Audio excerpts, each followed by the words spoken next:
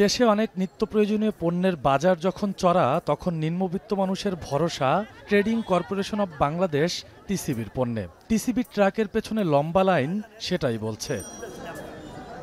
আগে টিসিবির ট্রাক সেলের মাধ্যমে যে কেউ পণ্য কিনতে পারতেন, তবে পরবর্তীতে টিসিবির ৪৩ লাখ ডিজিটাল ফ্যামিলি কার্ডের মাধ্যমে সেবা পেতেন ভোক্তারা, যেখানে অভিযোগ ওঠে ব্যাপক দলবাজি, দুর্নীতি ও অনিয়মের। এর পরিপ্রেক্ষিতে ৪৩ লাখ কার্ডের কার্যকারিতা স্থগিত করা হয়। ঘোষণা আসে এক পরিবার এক কার্ডের। কাগজের ব্যবস্থার পরিবর্তে স্মার্ট ফ্যামিলি কার্ডের মাধ্যমে চলতি বছরের জানুয়ারি মাস থেকে যা কার্যকরের উদ্যোগ নেয় সরকার। বুধবার সকালে রাজধানীর তেজগাঁওয়ে স্মার্ট ফ্যামিলি কার্ডের উদ্বোধন করেন বাণিজ্য উপদেষ্টা শেখ বশির উদ্দিন। স্মার্ট ফ্যামিলি কার্ডের মাধ্যমে বুধবার থেকে ভর্তুকি মূল্যে প্রতি লিটার ভোজ্য তেল ১০০ টাকা, মসুর ডাল ৬০ টাকা এবং প্রতি কেজি চিনি ৭০ টাকায় পাওয়া যাচ্ছে।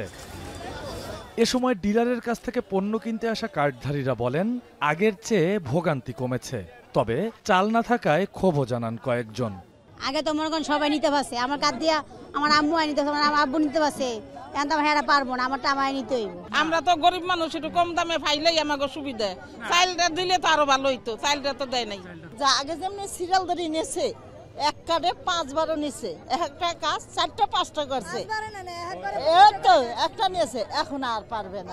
দুর্নীতি করার কোনো সিস্টেম নাই, স্মার্ট থাকলে এটা ভালো হয়েছে। এখন তো চাল বন্ধ দিতেছেন বলে শুনলাম, চাল বন্ধ দিলে তো আমাদের ক্ষতি হবে।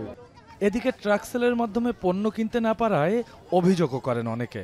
নতুন কার্ড আসছে যে আমাকে কেউ নিউজ দেয় নাই, আমরা নতুন কার্ডের মাল এখনো পাচ্ছি না। যাদের কার্ড হবে না তারা তো এটাতে বঞ্চিত হয়ে গেল। এখন পর্যন্ত ৬৩ লাখ স্মার্ট কার্ড বিতরণ করা হয়েছে। বাণিজ্য উপদেষ্টা বলেন, আগামীতে আরও ৩৫ থেকে ৪০ লাখ অতিরিক্ত কার্ড বিতরণ করা হবে। তাতে নিম্নবিত্ত অনেকেই সুবিধার আওতায় আসবে।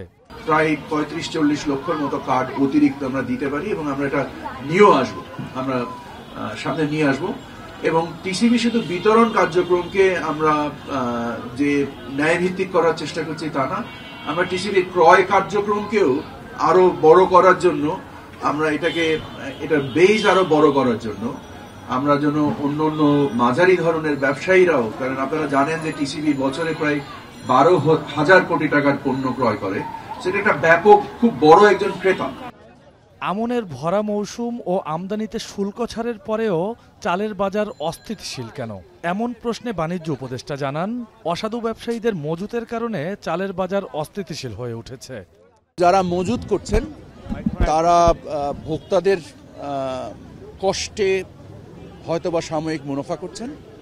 আমি আশা করি যে, কারণ আমাদের তথ্য উপাত্ত অনুযায়ী বাজারে চালের কোনো ঘাটতি নেই, সরকারের নিজস্ব যে মজুত সেখানেও ঘাটতি নেই, স্থানীয় উৎপাদনেও তেমন ঘাটতি নেই, কারণ আমরা আমনের ভরা মৌসুম পার করছি এই মুহূর্তে। টিসিবি প্রতি বছর ১২,০০০ কোটি টাকার পণ্য ক্রয় করে, এর মধ্যে সরকারি ভর্তুকি ৪,৫০০ কোটি টাকা। রকিবুল রাহাত, এখন, ঢাকা।